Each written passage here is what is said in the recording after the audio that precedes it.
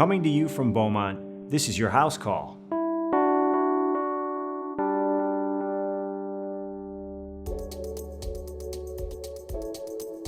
Medical misinformation is spreading faster than the COVID-19 virus itself. With so much conflicting information about health, COVID-19, and vaccines, it's just difficult to know who to trust. A recent study by the British Medical Journal concluded that over 1/4 of the most viewed videos on YouTube about COVID-19 contained misleading information. People want trusted facts, but it's so difficult to sort through the immense amount of overload of information. But today you're in for a treat because we have a special guest who will give us some tips to push back against misinformation.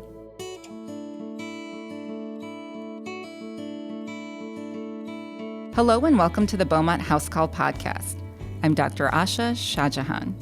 Our goal is to help you and your family live smarter and healthier lives.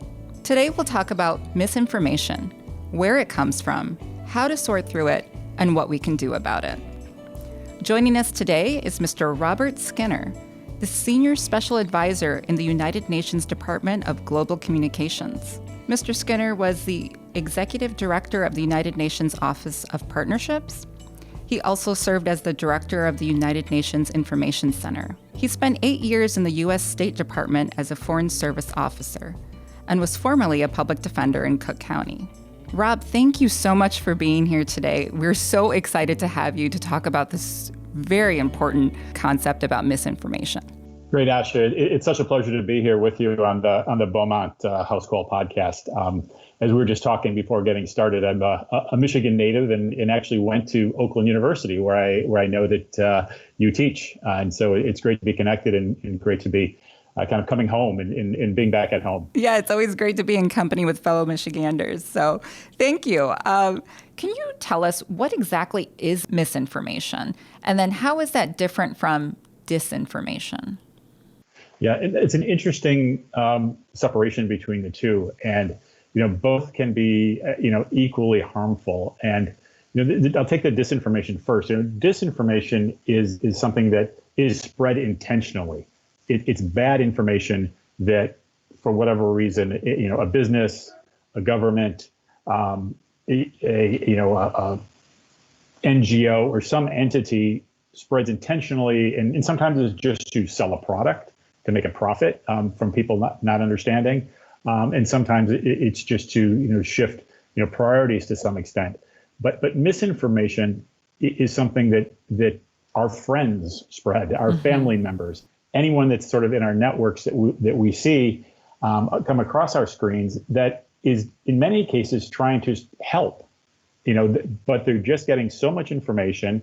They're seeing this content on their screens and they feel like, okay, I need to share this. This has gotten me excited. It's gotten me scared.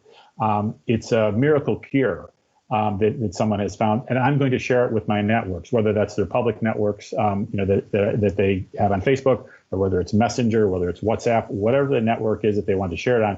They just decide that they want to get this information out. And in some ways, that's more dangerous because, often we're getting that misinformation from a trusted source, right? From someone we know, someone that's in our network, someone that we feel is a friend and someone that's trying to help us. And again, it's often shared with absolutely no bad intent. It's just trying to move the information in ways that in many cases people think is helpful, and it's just not. And that's why, we've come up with some techniques to try and slow that spread of misinformation.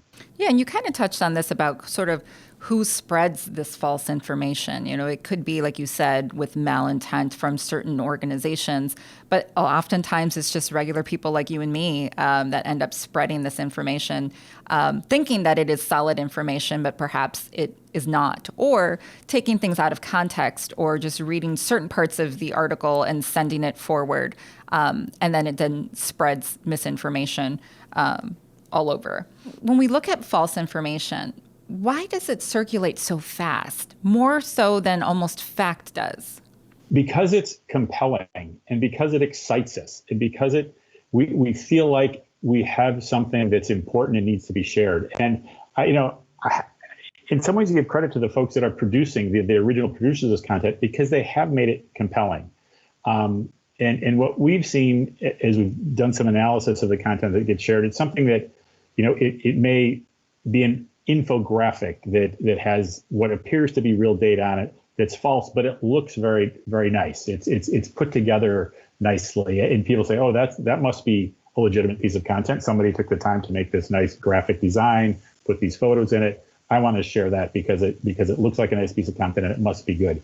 And we've seen that, and this is, to be honest about my organization, the United Nations, and some of our colleagues, we're really good at putting together detailed analysis and 200-page reports. Mm-hmm. But sometimes you're not good at creating that really compelling, super hard kinds of pieces of content that people want to share and move out. And that's what we've done with the Verified initiative, is try and say the folks that we're trying to battle, that are putting out the misinformation or the disinformation, are good at this. We have to recognize that. We have to come up with a content that is as compelling or more compelling than what we're doing. So we've taken a lot of the content that we put out on health and try to simplify it and put it in this more understandable, attractive looking formats, whether it's very short videos or whether it's just social media cards that have simple graphics that explain, how a vaccine works, or explains, how to avoid getting COVID in the first place, how to properly wear a mask, those kinds of things, so that it's more understandable. Because, we're taking on people that, at least from the original content sharers, that know what they're doing and know how to make attractive content. Yeah, so I think when we're talking about false information, a lot of times I think about rumor spreading, like you think about back being in high school and a rumor spreads and it spreads like wildfire. I think a lot of times it has to do with our emotions as human beings, the play of fear or uncertainty. So, for example, like even the COVID-19 pandemic, there's plenty of people that deny that it is occurring. And you can look at it like, oh my gosh, how can you deny it? Me as a healthcare worker who worked in the COVID units and was on the front lines, it makes me angry to think that. How can you think it's fake? But then sometimes I step back and think a little bit more on the lines of compassion and think, maybe there's a little bit of a denial factor of not wanting to believe the truth or wanting something that's a quick fix. So, for example, like in my office, I have patients talking to me all the time about various things. And I had one patient saying, I'm taking vitamin C. I don't think I need to mask. I think that should be fine. I've read a lot of studies about vitamin C. They're even giving it in the hospitals. So, I don't need to mask, doctor. And so in my head, I'm thinking, well, there's a lot more to masking than just protecting, yourself. It's protecting other people. And, vitamin C, yes, there are some benefits to it, et cetera. And my immediate reaction is to try to correct the information, right? But I think most of the studies are kind of telling us to attack it differently. And this is what I wanted to pick your brain about in terms of on social media. So we talked about the office setting briefly, but I'm going to flip back to social media. So a lot of times, let's say we have a friend that posts something on our wall, or you post something, and we know it's false, and then people are just commenting on it and commenting on it. I think the human gut reaction is to immediately engage in some kind of back and forth, or try to correct the information or correct the person on the spot. And I think I mentioned to you that I'm working with a group of physicians on a grassroots organization called This Is Our Shot. It's a hashtag, This Is Our Shot. And in this organization, we sit together, 50 plus physicians. There's over 200 physicians involved, but across the nation. And we were just talking about that. Like, if you post information online, a lot of times, for example, we're talking about the vaccine and the COVID-19 vaccine. And you have maybe someone who's an anti-vaxxer who comes on there and just starts belligerently saying things to try to counter what you're saying, or say things that are blatantly false. And our immediate reaction is to say something back or to engage. But as we were talking to people that were experts in the field of communication, they were kind of discouraging us from doing that and saying, that just kind of adds more fuel to the fire, and it continues to polarize the situation. So what would be your advice of the best way to sort of address, let's talk about online misinformation where you see it and it's false? How do you either correct that, or how do you engage with that? Yeah, Asha, I think you've got it pretty much exactly right. And I'm sure you're learning a lot. And I mean, it would probably do us all a lot of good if we could hear some of the conversations you have with your patients and some of the things that they say to help us understand. So I think we all have a lot to learn from the physicians that are actually having that close personal engagement with folks who, in some cases, you see folks who have COVID and still don't believe that it's real.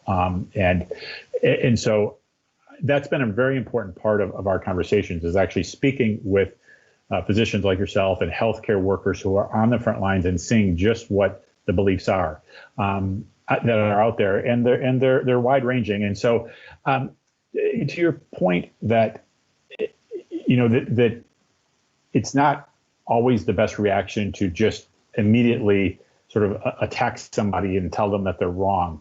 I think there has to be an understanding of where they're coming from and what may be making them have this particular, worldview, or what kind of emotions they're bringing to the conversation. And you're also correct in saying that, people in some cases just don't want to believe in it because it's not, convenient. It forces lifestyle changes. It forces them to do things they don't want to do. And so it's preferable to just say, well, I'm not going to worry about it because I don't believe it exists. And so one of the things that we did is we worked with the Center for Public Interest Communications at the University of Florida to come up with a guide. And it was more specifically around vaccines and vaccine hesitance. But it's effective for all the online communication, and thinking about when you get that post, when, your friend, your uncle, pushes something across the channels that's false, and think about what is going through that person's mind. What kind of emotions are they feeling? What are their motivations? And why would they be deciding to push that? And maybe going back and privately saying to that individual, saying, I just saw that piece you posted on Facebook. Are you sure that that's correct? That doesn't seem right to me. But try not to shame people, and try not to be angry with them so that they feel like they have to be defensive. Because you're absolutely correct, because in many cases that just locks people more firmly into their positions, rather than going into an engagement, in a conversation where you can maybe say, go back and check your original source on that.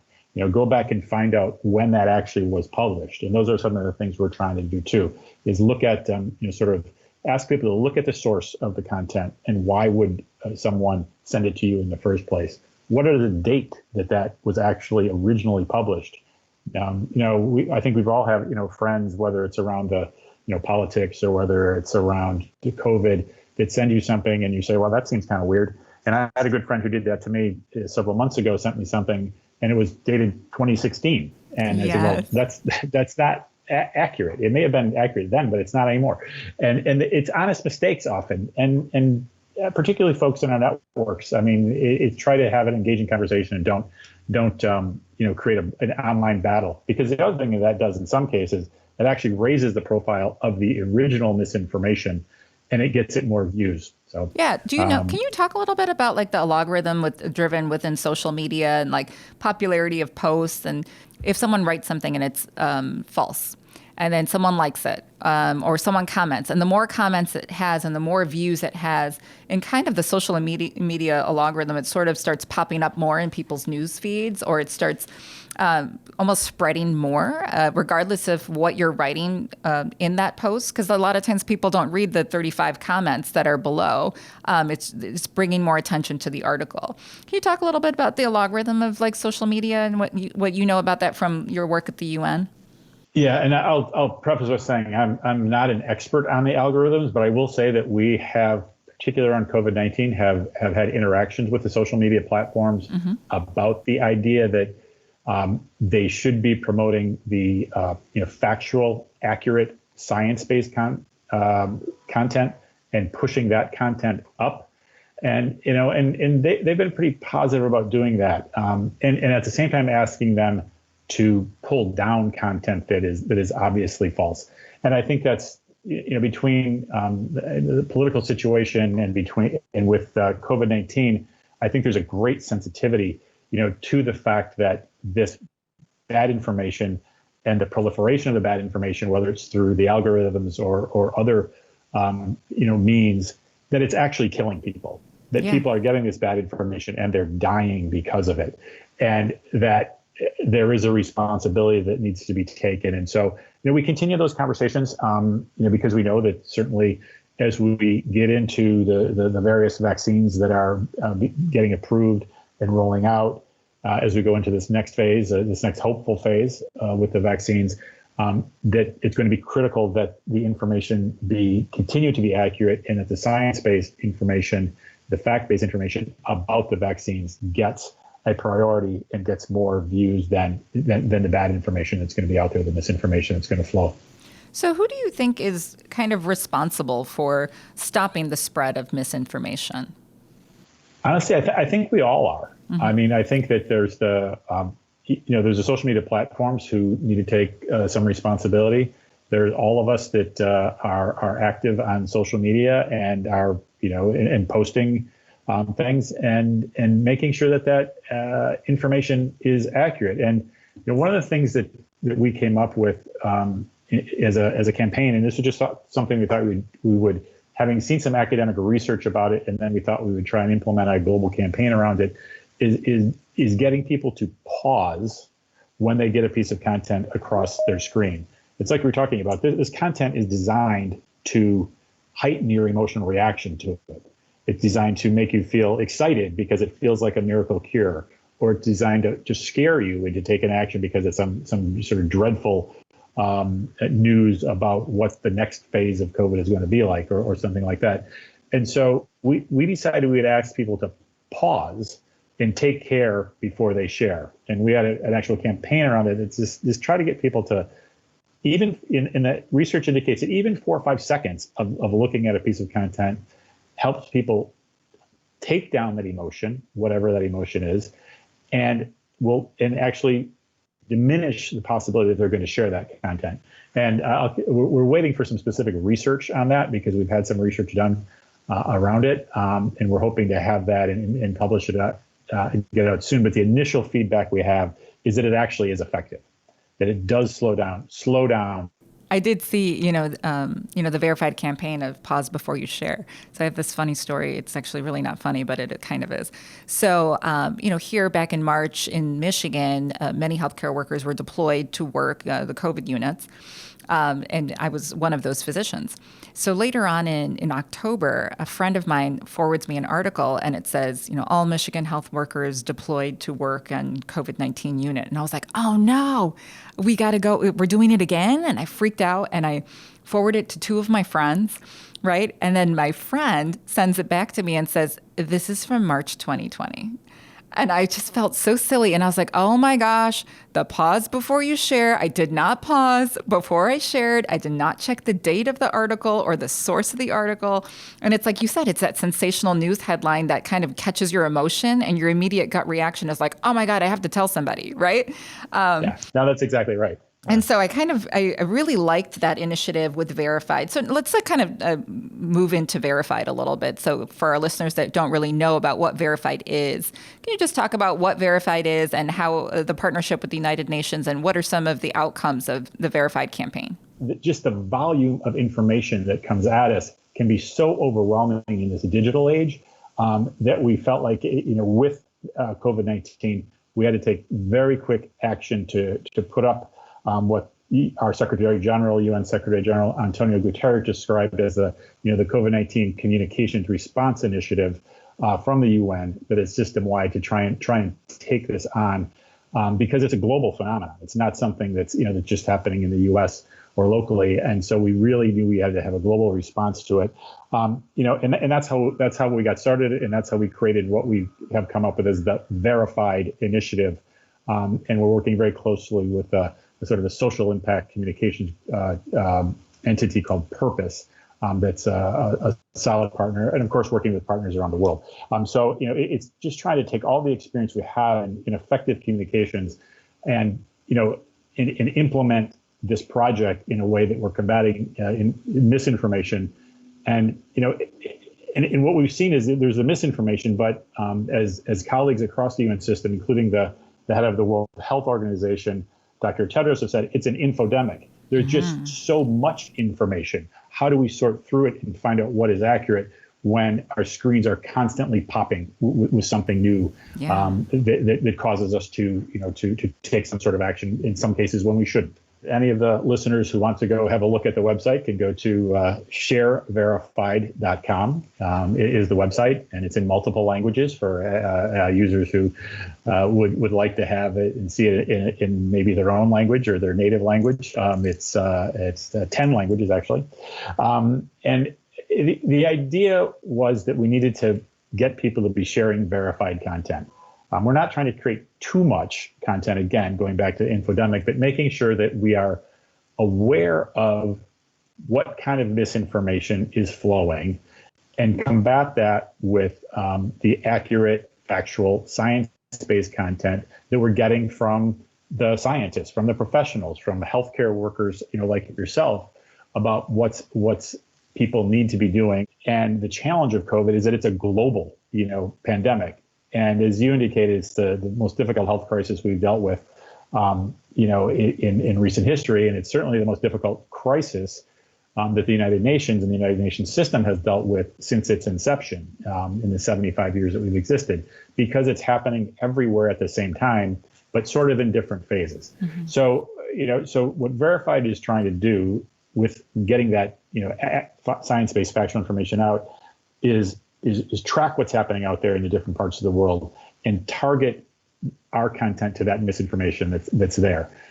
Because what our folks may be hearing in Nigeria is not the same as what they're hearing in Massachusetts, is not the same as they're hearing in India or Vietnam, et cetera. So what we have is an advantage in the United Nations system. We have offices everywhere in the world. Mm-hmm. So we can track that through our offices and through partners around the world.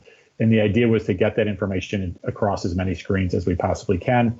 And something is very different for the UN. What we've asked the world to join us. We've asked individuals to join us. And at the shareverified.com, at the website, you'll see there's an opportunity for people to sign up and be information volunteers, which means they will get 3 to 4 times a week, get a piece of content that they can then share with up-to-date, accurate information about what's happening and put it out into their social networks. And so it's not a top-down approach where the UN is asking people to do something. We're saying, join us in this effort, be part of it. Every person everywhere can help us take on the pandemic and be part of the solution with us. So that was the idea behind Verified. And I think that folks often look to the UN as sort of it's a top-down, it's a large bureaucracy. It puts out information, again, as I said, those long reports. But what we're trying to do here is bring citizens and bring people into the conversation so that they can interact with the content and move it around themselves. So, it's interesting that you say that, like the United Nations is such a large entity. And most of us, regular people are dealing with misinformation and trying to sort through information. And, physicians are not excluded from that. So there was a study done just recently. It was a survey. It wasn't a study. Who's the most trusted messenger? And that went out between November of 2020 and December of 2020. And it came back that the most trusted health messengers for the average person was by 85% doctors, your primary care physician.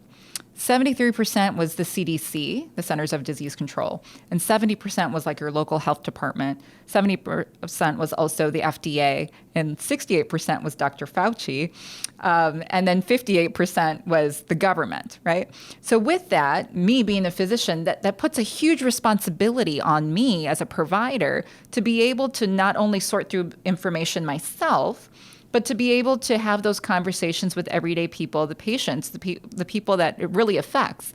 And we know that how detrimental to health false information can be.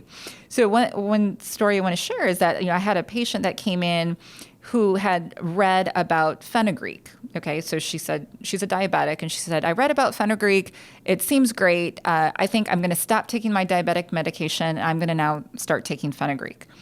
And so, immediately in my head, so many things are going through my thoughts, as in, she has to be on this medication. What is she talking about, this fenugreek? What is the study that she's reading? All of these things. But from the Verified campaign, I thought to myself, I'm going to pause here for a second. And then I'm going to listen with a little bit more compassion rather than immediately trying to correct or discredit her source or ask her what her source is. Because again, it comes off as more defensive or attacking.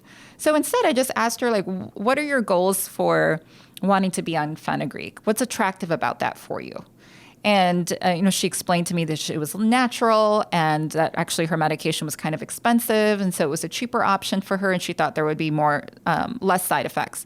So with that, we were able to have a better dialogue about what was what was so attractive about the information that she received, that she wanted to take on that information or she wanted to believe that information.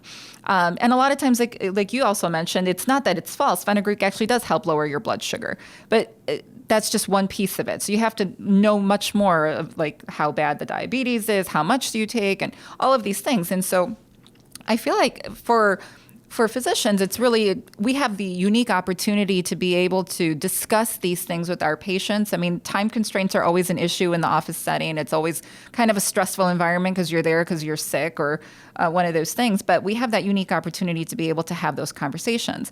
But I was thinking about that from a global sense and from a regular everyday person sense, is that when we start really having the goal of not trying to convince people that they're wrong, but rather to maybe direct them to more credible information, or maybe just listening to them with compassion to find out what about this information is so enticing, I think then we can sort of start seeing like the value structure. And a lot of what I've learned about misinformation is that it's kind of all around trust.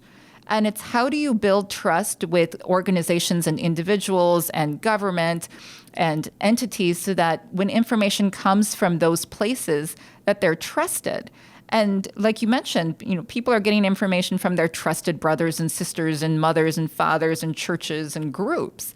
So I guess what are some ways that we can further build trust in some of the academia or organizations that are putting out fact-based information, but perhaps are kind of being ignored maybe because of the length of it or the complexity of the information? What are your thoughts on that? Yeah, well, thanks, Asha. The first thing I'd say is that patient definitely chose the right doctor to come talk to, and because that's great that you're taking the time in exploring those conversations that way. I mean, that fits perfectly into what we're saying with some of the research that we've done in that study that I referenced earlier.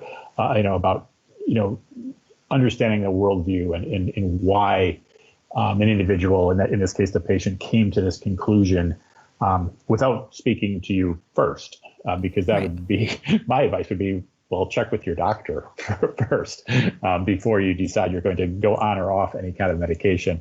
But I think that's we have to know, and as the institution that we are, the United Nations, and our colleagues at the World Health Organization, and at UNICEF, and all of the entities that make up the health response to the system and the communications around it, is understanding that, well, we would all like to think, we all want to believe that wherever we work and that all of our friends have the right answers about how we should go about doing things, that we're not always the most trusted messengers, and that we have to work with those who are the most trusted messengers. And in this case, I mean, the analysis that we've had and the research we've done about who are the most trusted messengers aligns perfectly with the study that you referenced. It is doctors, physicians, and healthcare professionals, and the people that hopefully the patients are familiar with, have had contact with, and can have those appointments with, whether it's an in-person appointment, whether it's a digital appointment, or whether it's some kind of interaction with an office.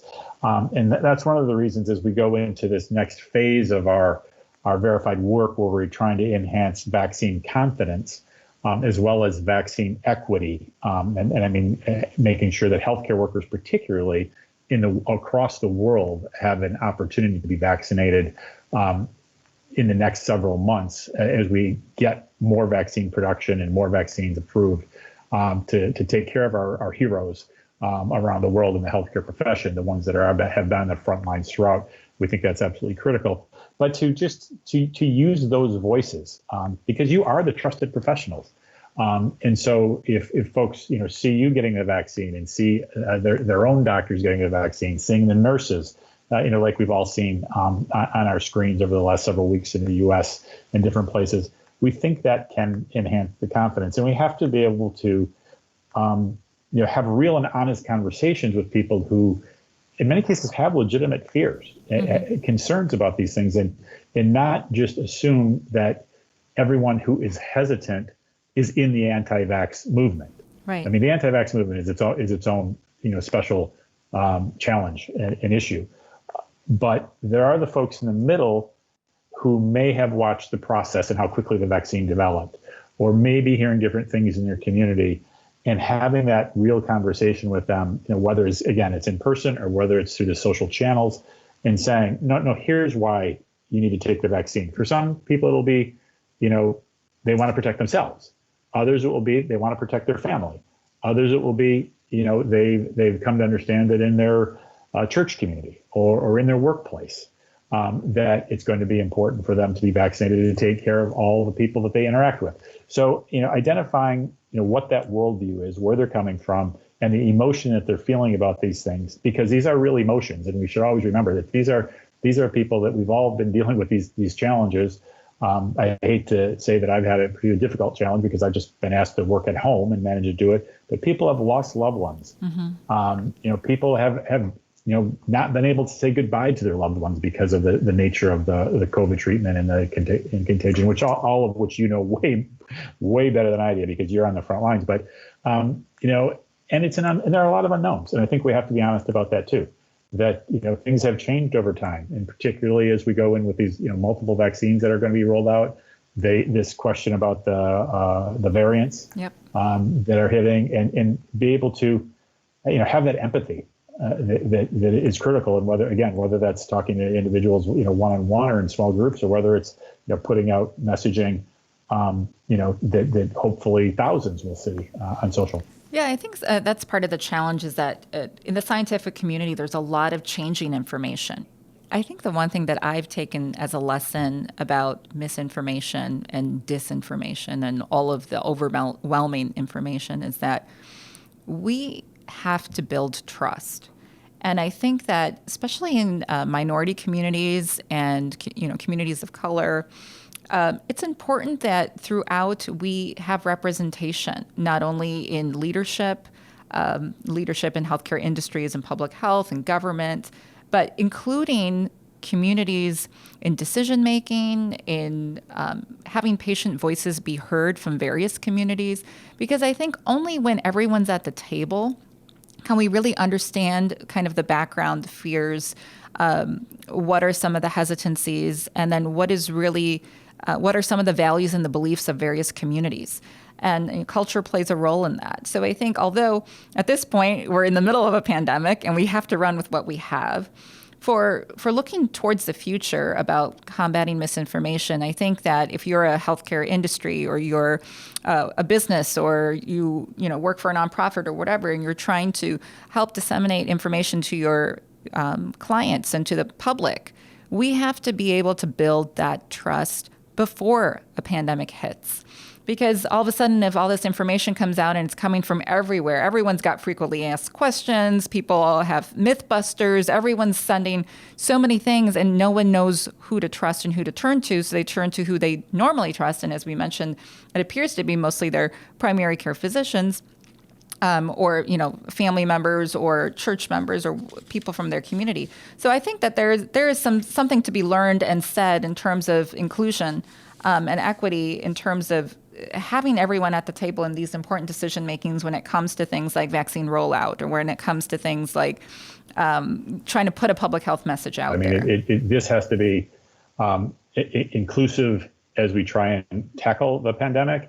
It has to be inclusive as we try and recover from the pandemic and move ahead. And I think that, we're looking at the recovery phases, as hopefully, continuing to get the vaccines into people's arms in an inclusive, equitable way, both across countries and within countries. We can't have a situation where the wealthy countries are holding the vaccines back and not, first taking care of the healthcare workers in the developing countries, because it's this isn't a one country situation. And I think that's becoming more clear as we see these variants develop, that, no matter where it's coming from, it's going to land in your neighborhood eventually. Yep. And that if we're not making sure that there's equitable distribution to vaccines, whether it's UK, Brazil, South Africa, to name where a few of the variants have been first seen that are coming, then we're not going to be able to tackle it here in the United States. So I'm hoping that people are getting an understanding of that, and then we need to take care of people around the world as we go forward. But then we have to say, okay, how are we going to make sure our health systems survive so that we can take on these global pandemics in the future? How are we going to make sure there's equitable conversations around how we're going to do that? And then, we have to also discuss a little bit about the economic toll this is taking on a lot of folks. No one's been untouched by it one way or another. And how are we going to make the recovery economically inclusive as well, as we try and build back the systems and build back the societies in a better way? So I'm going to shift gears a little bit and just kind of get some quick answers from you, because I think many of our listeners are looking at tips and ways to deal with this. I think we all understand it's a huge problem. We all understand that it's overwhelming and that we need trusted messengers, but it's like the day-to-day person, like how do they kind of myth bust for themselves? So here's one question. What do you think about fact-checking tools, things like mediafactcheck.com or NewsGuard or HealthGuard, like these online fact-checking tools? Yeah, I think that they're definitely useful tools, and we're using several of them around the world. So there are, I don't want to endorse one above the other necessarily, but Sure. We have identified, very good fact-checking outlets, for the U.S. sort of North American market, Latin America, Africa, and Europe that are contributing to the way we're tracking the misinformation. So it's definitely worth doing. You can even fact check a little. Just if something comes across your screen, you can just Google it and see what the original sourcing is, see where it comes from. It goes back to the pause moment. If you see this piece of content, just pause for a second and think about, does this really make sense?